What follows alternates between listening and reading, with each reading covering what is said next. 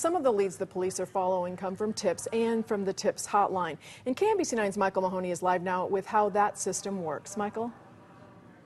Yeah, excuse us a little bit. We're having some contact problems here, but I can go on with this story. The tips hotline has been something that is worked through the Kansas City Crime Commission, and it has been a fixture in Kansas City for decades as anonymous tips are called into the hotline and then they're relayed to the proper investigators. Tips hotline. It always starts something like that. A hotline worker, often a retired police officer, taking the incoming calls. In this case, more than 200 phone calls on the missing baby since last Tuesday. Brisk, to say the least. We're getting calls just about all day. To protect identities, each caller is given a code number, and they're told, remember it. That's how investigators get back to the tipster if they need them.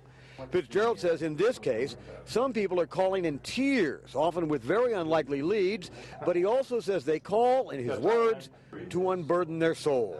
And they want so bad for this baby to be found, and that they'll come up with things that it could possibly be, but most of the time it's kind of far-fetched. For example, a call last week claiming the missing baby was on a flight from Austin, Texas to Minneapolis.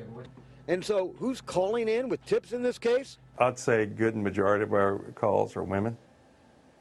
You know, talking about, you know, we'll give some kind of knowledge about motherhood, about what they would have done if they were a mother and things like that. Back live here once again. There have been, as we say, over 200 tips called in on this case. The tips hotline has contributed thousands of tips, some of them very good ones through the years. They expect more tips to come in on this case, and they expect more tips to come in on the cases of the future. We're live near 36th and Lister. Back to you.